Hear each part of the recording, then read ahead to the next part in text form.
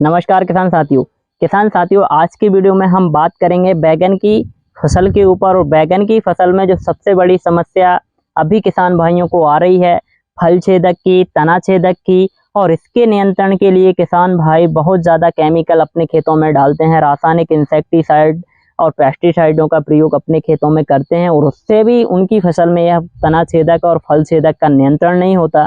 और इन रासायनिक कीटनाशकों से हमारे वातावरण पर दुष्प्रभाव पड़ता है और उस फसल की क्वालिटी पर भी असर पड़ता है। वह फल हमें जहरीले प्राप्त होते हैं, जिससे कि हम खाते हैं तो हमारे शरीर पर भी उसका दुष्परिणाम पड़ता है। तो किसान साथियों, आज के वीडियो में हम आपको बताने वाले हैं बैगन की फसल में आने वाली तना छेदक, फल छेदक का जैविक तरीके से नियंत्रण कैसे कर सकते हैं, और 100% नियंत्रण आपको कैसे मिल सकता है। उसकी पूरी प्रक्रिया को हमें समझना पड़ेगा कि यह तना छेदक की समस्या क्यों आती है और कहां से इसका आना चालू होता है, और हमारी फसलों को कैसे प्रभाव करती है, और इसका नियंत्रण क्यों नहीं होता। तो किसान साथियों, इस वीडियो में आपको फल छेदक और तना छेदक के बारे में डिटेल्स जानकारी मिलने वाली है। तो आप वीडियो में अंत तक बने रहें और वीडियो को पूरा देखें।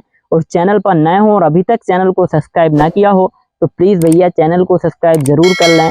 खेती से संबंधित, प्राकृतिक खेती से संबंधित सभी तरह की जानकारी आपको इस यूट्यूब चैनल पर मिलती रहेगी। मैं हूं निखिल रजक, स्वागत करता हूं आपका आपके पसंदीदा यूट्यूब चैनल खेत, किसान और गांव में। किसान साथियों, आज सबसे बड़ी समस्या किसान भाइयों को ये आ रही है, वो है बैगन की फसल में तना छेदक और फल छेदक की। इसके कारण किसान भाइयों की जो लागत है वो भी बढ़ती है और उत्पादन भी कम होता है। फसल के जो रेट रहते हैं मंडी में वो भी कम मिलते हैं, और किसान भाई बहुत ज़्यादा परेशान रहते हैं, जिससे कि बैगन की खेती करना भी अब किसान भाई उचित नहीं समझते हैं। तो किसान साथियों, सबसे पहले हम बात करें इस कीट के अटैक की कि यह कहाँ से आता है। तो यह फल छेदक और तना छेदक का एक वयस्क कीट होता है जो मध्यम आकार का होता है, और इस कीट के जो पंख होते हैं वो सफ़ेद धब्बेदार होते हैं।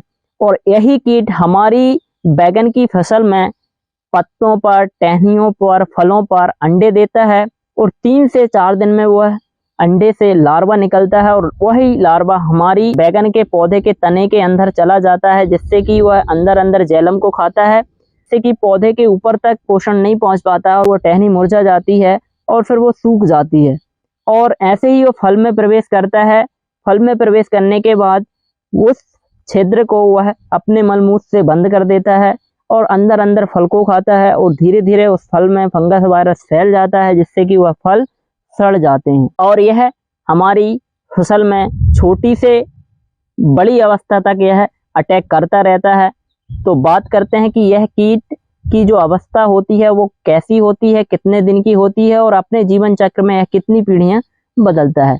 तो किसान साथी, यदि हम इससे तना छेदक की बात करें तो इसकी 4 अवस्थाएं होती हैं। एक होता है अंडा, लार्वा, प्यूपिया और वयस्क। अब बात करते हैं इनकी जो समय सीमा होती है वो कितनी होती है। तो किसान साथी, अंडे 3 से 4 दिन में लार्वा बनते हैं, और लार्वे की जो लाइफ साइकिल होती है वो 12 से 15 दिन की होती है। 15 दिन बाद यह लार्वा प्यूपिया बनता है, और प्यूपिया की जो अवस्था होती है वो 5 से 10 दिन की होती है। और प्यूपिया 5 से 10 दिन बाद पतंगिया बनता है, वयस्क बनता है, और उसकी जो जीवन चक्र होता है वो 2 से 5 दिन का होता है। 5 दिन बाद यह मर जाता है। यदि हम जीवन चक्र की बात करें तो यह 20 से 45 दिन में अपना एक जीवन काल पूरा कर लेता है। और किसान साथियों, 1 वर्ष में यह अपनी 5 से 6 पीढ़ियों को विकसित करता है। ये हुई तना छेदक और फल छेदक की विस्तृत जानकारी की। किसान भाइयों को यह जानकारी पता नहीं होती, और वह अंधाधुंध अपनी फसलों में, अपने खेतों में रासायनिक इंसेक्टिसाइडों का प्रयोग करते हैं, और फिर उनको रिजल्ट नहीं मिलता और उनकी लागत बढ़ती है, और कहीं ना कहीं फिर उनको घाटा होता है। तो सबसे पहले हमें इस चीज़ को जानना है कि उसकी लाइफ साइकिल क्या होती है और उसका नियंत्रण हमें कैसे करना है। अब बात करते हैं हम इसके नियंत्रण के बारे में। सबसे पहला हमें काम करना है कि यदि इस कीट का अटैक ना हो, उसके लिए हमें अपने खेत में प्रकाश प्रपंच लगाना है। प्रकाश प्रपंच लगाकर हम इस कीट के जो वयस्क कीट है, जो पतंगा है, उसको हम खत्म कर दें, जिससे कि यह कीट हमारी फसलों पर अंडे ना दे पाए, पौधों पर अंडे ना दे पाए, और उसका आक्रमण बढ़े ना। यह प्रकाश प्रपंच आपको अमेज़न पर या मार्केट में आसानी से मिल जाएंगे। यदि नहीं मिलता है तो आप अपने खेत में लाइट की व्यवस्था है तो आप बल्ब जलाकर शाम के समय में 5 से 6 बजे या 7 के आसपास यदि लाइट की व्यवस्था हो जाए तो वहाँ पर आप जलाकर बल्ब के नीचे एक तगाड़ी में पानी भर दें और उस पानी में केरोसिन डाल दें, तो वह कीट उस लाइट से आकर्षित होते हैं और पानी में गिरकर वह मर जाते हैं। तो इस तरीके से भी हम इसको अपने घर पर अच्छी तरीके से इसका नियंत्रण कर सकते हैं। दूसरी चीज़ है कि हमें अपनी फसल का निरीक्षण करते रहना चाहिए। यदि यह पतंगे कीट दिखता है तो आपको क्या करना है, इस पतंगे कीट को के लिए जैविक एक तरीका होता है, वो होता है फेरोमोन ट्रैप। यदि हम अपनी फसलों में फेरोमोन ट्रैप लगा देते हैं और 1 एकड़ में 8 से 10 फेरोमोन ट्रैप लगा देते हैं, और यह फेरोमोन ट्रैप एक जालीदार होता है, उसमें एक जाली लगी होती है और ऊपर एक लेयर लगाने का एक स्थान होता है, वहाँ हमें एक लेयर लगाना होता है और इस फेरोमोन ट्रैप में भी यह कीट फंसता है।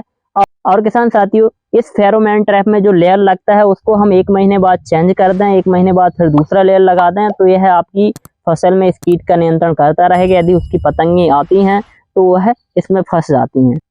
और इसके नियंत्रण के लिए आपको क्या करना है, यदि आपकी फसल में इसका अटैक हो जाता है, 2-4% इसका अटैक दिखता है आपको, यदि आपके पौधे की जो टहनियाँ हैं वो सूखती हैं या फल खराब होते हैं, तो उन फलों को निकालना है। उन टहनियों को आप 1 से 2 इंच नीचे से उनको कटवा दें और उनको एकत्रित करके एक पॉलीथिन में और खेत से बाहर इनको किसी गड्ढे में गड़ा दें। एक तो इस तरीके से भी आप इसका नियंत्रण कर सकते हैं। अब बात करते हैं हमें इसके नियंत्रण के लिए स्प्रे में क्या प्रयोग करना चाहिए। तो किसान साथियों, इस स्प्रे में प्रयोग करने के लिए आपको नीम ऑयल का प्रयोग अपनी फसल में करते रहना है। 8 से 10 दिन के अंदर आपको अपनी फसल में नीम ऑयल का स्प्रे कराना है। 15,000 ppm का जो नीम ऑयल आता है यह मार्केट में आसानी से मिल जाता है, या मार्केट में नहीं मिलता है तो आप अमेज़न से या कहीं से भी इसको बुलवा लें और उसका प्रयोग प्रति 15 लीटर वाली जो टैंक आती है स्प्रे टैंक, उसमें आप 45 ml उसको डलवाएं नीम ऑयल को और उसका प्रयोग अपनी फसल में करें। यदि नीम ऑयल नहीं मिलता है तो आप वहाँ पर नैनो बजरंग बाण का स्प्रे कर सकते हैं। 20 ml की दर से किसी स्टिकर को मिलाकर आप स्प्रे करेंगे तब भी इस कीट का नियंत्रण आपकी फसलों में होगा।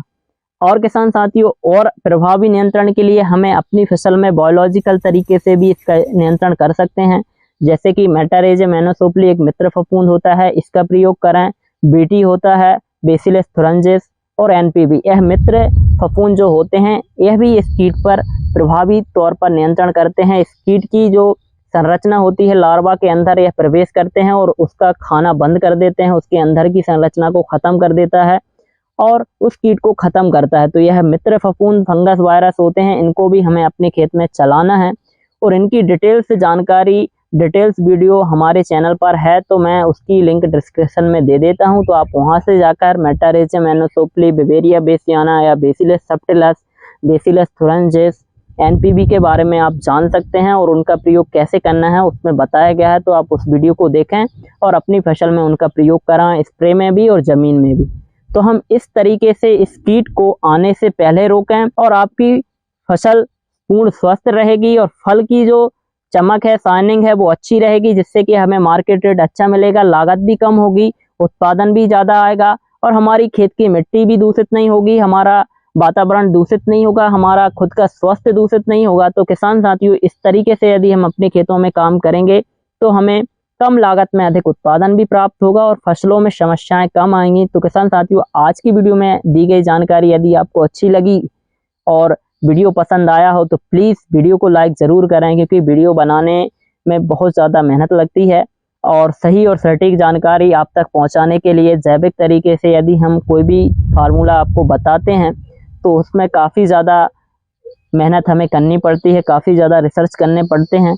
तो किसान साथियों, आप इस वीडियो को अधिक किसान भाइयों तक शेयर भी करें और कमेंट करके हमें बताएं कि वीडियो कैसा लगा और आपको किस फसल से संबंधित कौन से कीट नियंत्रण के लिए कौन सा फार्मूला देना है, तो वह हम आप तक ज़रूर पहुंचाएंगे। और वीडियो को अधिक किसान भाइयों तक ज़रूर शेयर करें भाइयों, क्योंकि सभी किसान भाइयों की यह समस्या बढ़ती जा रही है और यदि इसी तरीके से हम रासायनिक कीटनाशकों का प्रयोग अपनी फसलों में करते रहे तो हमारी खेत की मिट्टी बंजर होने की कगार पर आ जाएगी और हम उससे फिर ज़्यादा उत्पादन नहीं ले पाएंगे। यह समस्याएं हमारी फसलों को घेर लेंगी। तो किसान साथियों हमें सचेत रहना है, सही तरीके से काम करना है, और हम यदि सही तरीके से काम करते हैं तो हमारी लागत भी कम होती है, उत्पादन भी अच्छा आता है और हम सही तरीके से जैविक खेती को कर पाते हैं। तो आज की वीडियो में बस इतना ही। मिलते हैं नई वीडियो में नई जानकारी के साथ। आप लोगों के सपोर्ट और प्यार के लिए धन्यवाद।